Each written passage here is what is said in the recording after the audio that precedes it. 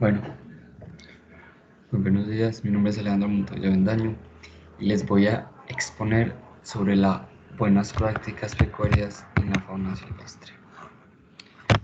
Bueno, primero que todo, de acuerdo con la Ley 611 del 2000, se denomina fauna silvestre al conjunto de organismos vivos de especies animales terrestres, anfibios, reptiles, aves y mamíferos que no han sido objeto de domesticación, mejoramiento genético, cría regular o que han regresado a su estado salvaje, excluyendo a los peces y demás especies que cumplan un ciclo total de vida dentro del agua, ¿cierto?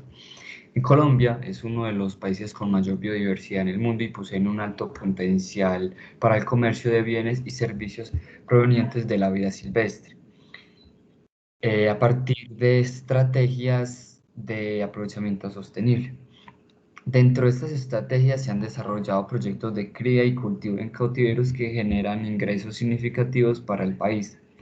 En esta exposición yo me voy a centrar en la parte de conservación y no en la parte productiva. Bueno, la Ley 1774/2016 dice que los animales como seres sintientes no son cosas y recibirán especial protección contra el sufrimiento y el dolor, en especial el causado directo o indirectamente por los humanos, por lo cual en la presente ley se tipifican como punibles algunas conductas relacionadas con el maltrato de los animales y se establece un procedimiento sancionatorio al carácter policivo y judicial.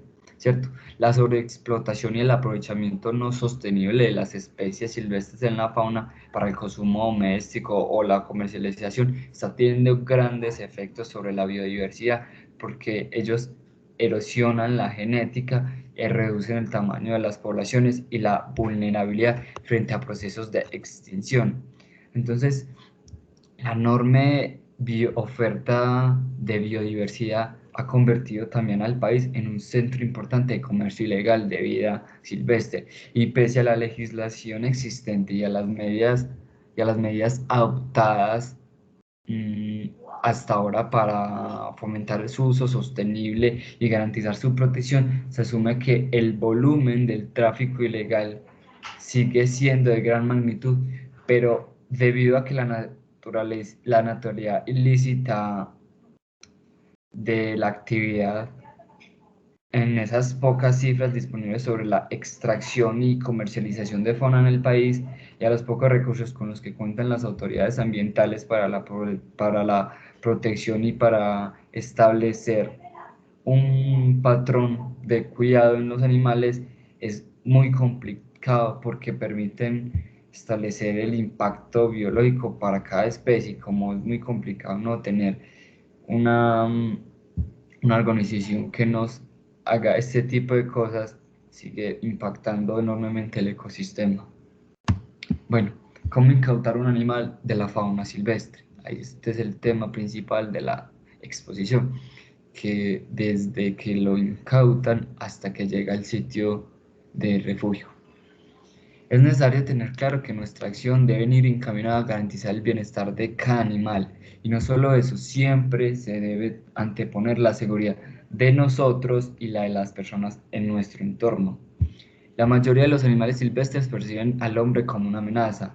Entonces, al estar presentes y cerca del ser humano, ellos desencadenan varias y diferentes respuestas productos del estrés.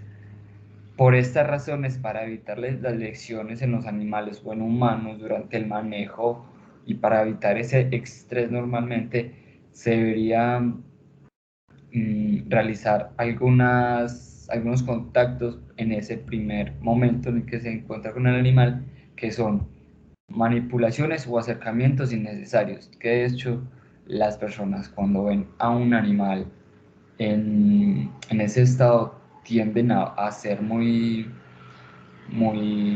agresivos porque creen que le van a hacer algo.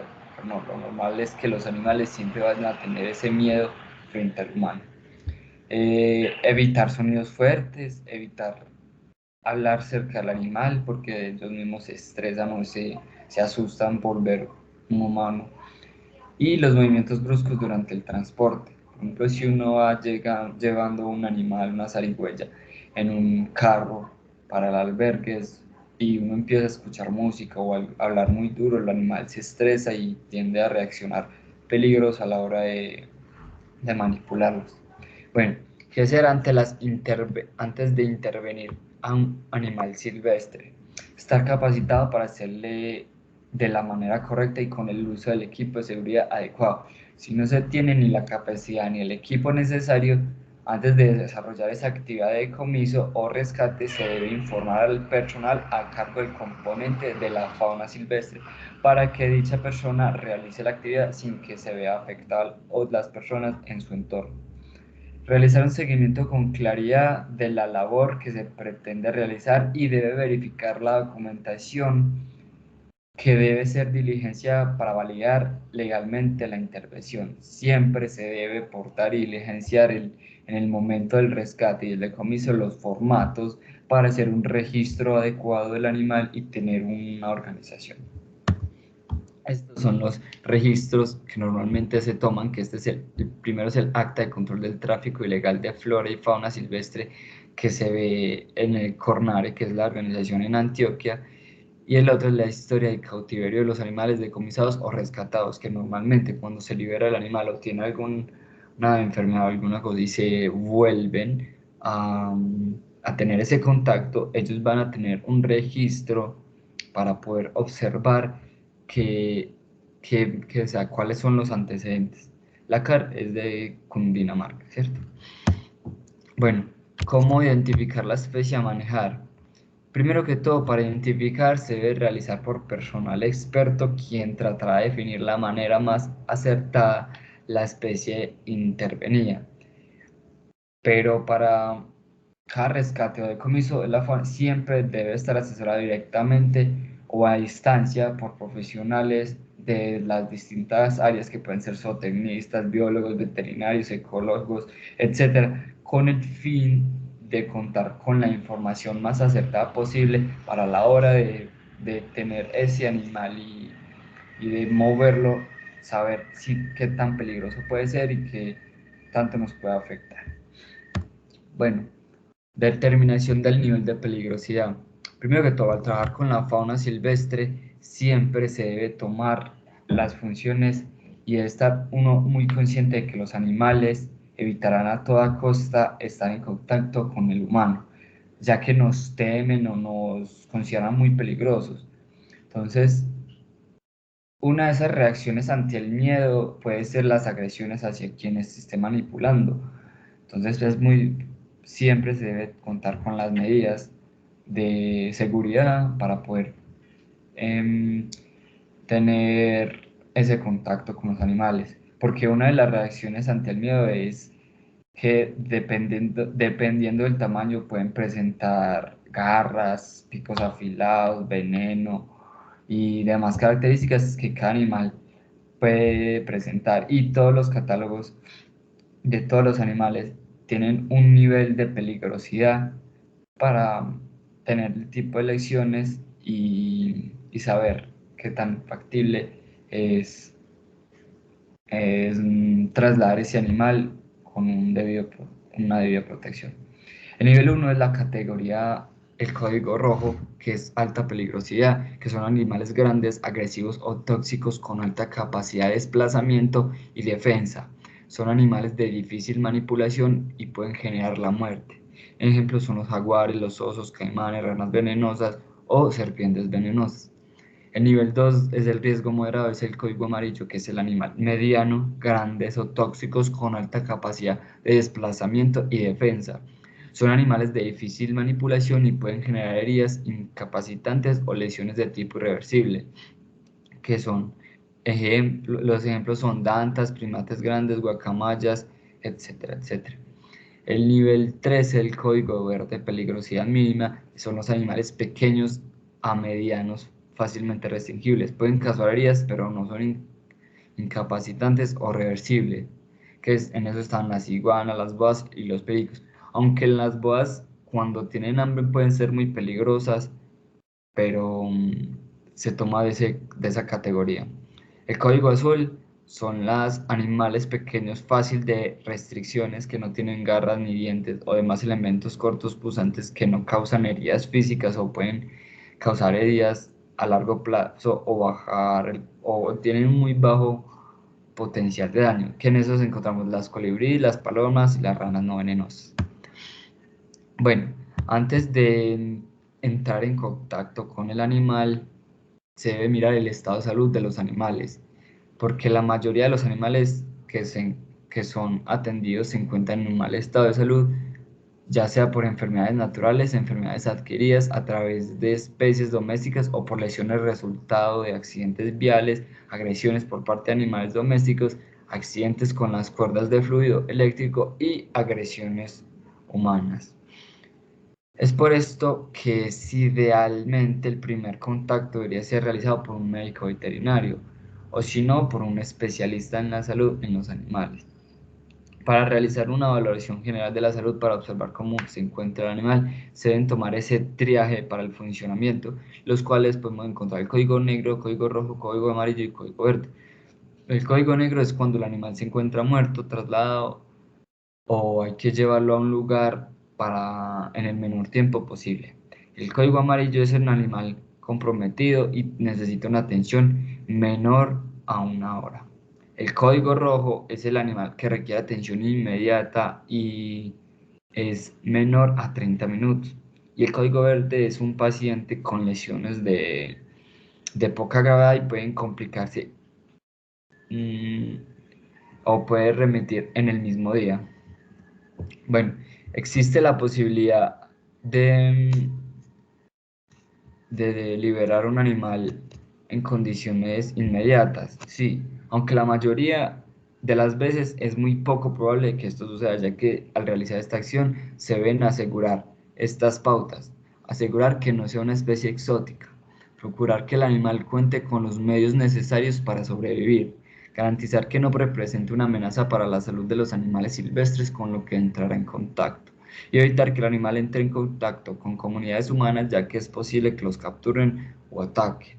Normalmente, si uno va a tener un animal o lo va a retener es porque tiene alguna enfermedad o algún padecimiento, como lo dije en la anterior diapositiva, pero si no tienen esas cosas, se pueden librar normalmente.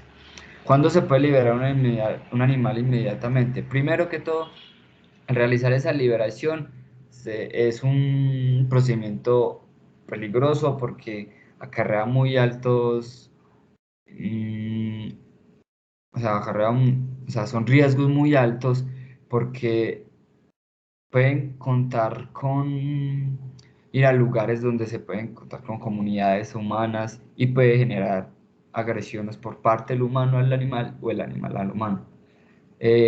Para cumplir con esos estándares, primero se tiene que tener tiempos de cautiverio de mínimos de minutos a hora, ¿cierto? Identificación precisa de la especie a liberar por parte de un profesional calificado con el fin de tener certeza de su distribución geográfica. Completa seguridad de que el animal liberado se distribuye en una zona de rescate o decomiso. Animal sin evidentes problemas de salud. Certezas que el animal no tuviera contacto con animales de otras procedencias o con especies domésticas. Y a la hora de liberarlo debe hacerse en áreas alejadas de asentamientos humanos porque es muy importante ya que los animales de alto y moderada peligrosidad tienden a ser grandes y entonces ser muy peligrosos. Bueno, el cuidado de los animales a la hora del transporte. Primero que todo, cuando se va a transportar un animal, tener la documentación específica de ese animal o los registros para saber qué problemas cuentan y a la hora de que estén en un retén no les incauten los animales y sean más peligrosos. Solo se deberán transportar los animales en buen estado de salud.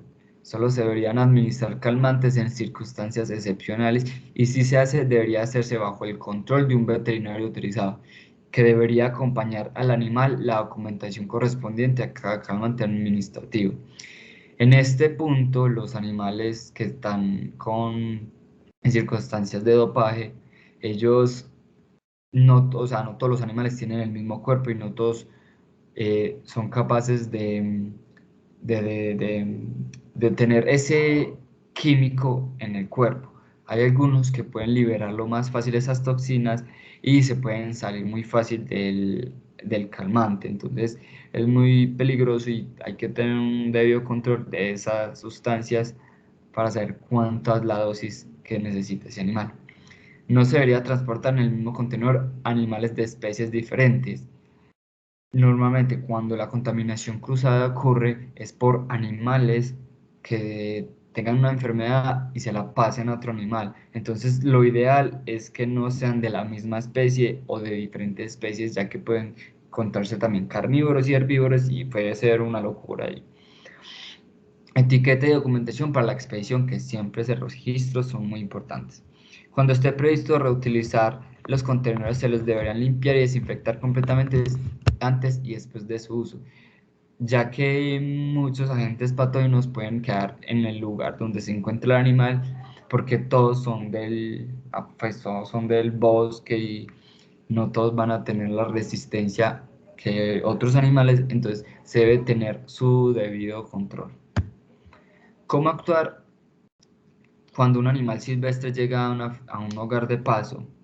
Primero que todo, hay que tener en cuenta el mantenimiento adecuado de cada animal, que demanda requerimientos especiales acordes a la especie, que esos van en la edad, la dieta, el hábitat natural, que en el hábitat natural está la temperatura, humedad ambiente y estado médico-biológico, entre otros, ¿cierto? Esos requerimientos deben ser evaluados antes de movilizar al animal para definir si en el lugar donde va a estar el animal está en las capacidades de alojar a ese animal rescatado, y para eso hay que hacer una lista de los recursos que estos animales requieren. Bueno, el transporte adecuado para la especie a movilizar, porque es muy complicado transportar a un animal grande, una danta, a una especie pequeña como una ranita. Personal disponible para garantizar una atención completa. A la hora de tener un embarque de animales, siempre contar con lo más que pueda el personal, ya que esos animales, aunque es muy peligroso a la hora de generarles estrés a ese animal, pero siempre es que es mejor tener una prevención, ya que pueden ser muy pesados o pueden generar, hay que, o sea, tratar lo menos posible de que ese animal se sienta en condiciones fatales. Capacidad de alojamiento: guacales, contenedores plásticos, jaulas o encierros. Los animales, a la hora de entrar a un lugar de paso, deben tener las condiciones aptas y adecuadas para que puedan tener una vida tranquila y mientras están en su estadía. Implementos de manejo como pértigas, nazas de capturas, jaulas o contenedores de manejo, entre otros. Siempre contar con los implementos de seguridad a la hora de manipular el animal. Aislamiento adecuado ambiente, sin ruido y movimientos de personas, sin presencia de animales domésticos y alejados de otros animales de diferentes procedencias. Todos los animales se estresan por el humano, y más si ellos vienen de un momento de desembarque, van a estar mucho más estresados porque hay más personas. Entonces se deberá aislar el animal para que se relajen y estén en condiciones óptimas para la vida. Disponibilidad de alimentos, presas vivas, suplementos nutricionales específicos, lactoemplazadores, ¿cierto? Siempre contar con la debida nutrición. Elementos de protección personal como guantes de látex, tapabocas, overoles, guantes de carnaza, botas, etc. Como todos los animales tienen su diferente grado de peligrosidad, contar siempre con esos elementos de protección para que no se vea implicado la salud del personal o la salud del animal.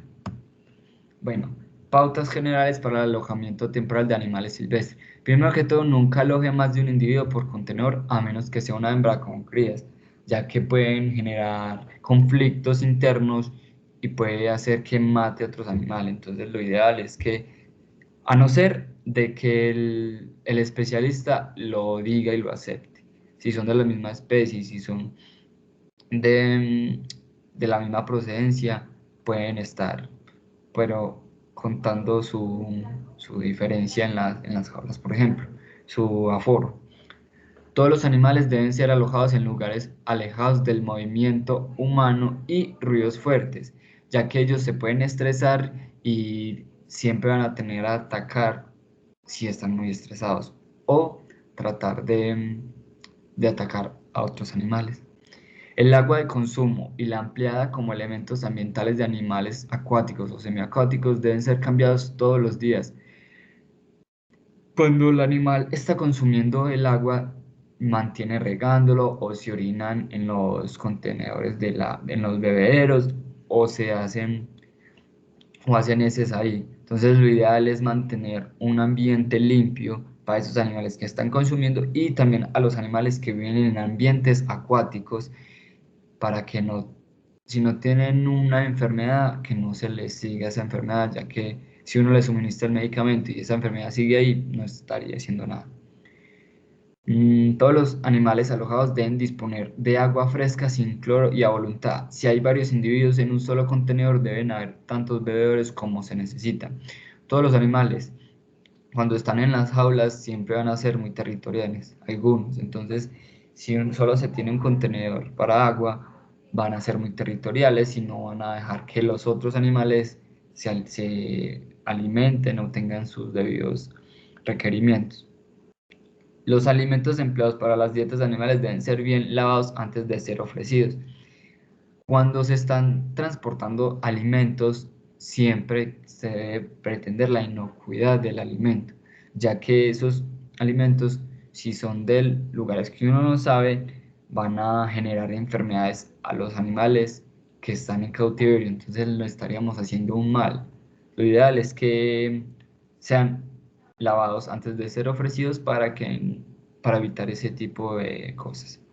Si el animal alojado requiere presa viva o presa completa muerta, pollitos, ratones, insectos, no emplea animales de procedencia desconocida o que encuentre libres. Solo se deben usar animales provenientes de bioterio o protecciones reconocidas, ya que no vamos a saber si ese animal cuenta con las medidas, son con buenas medidas de la inocuidad y si no se tuvieron enfermedades a la hora del crecimiento y la producción del animal.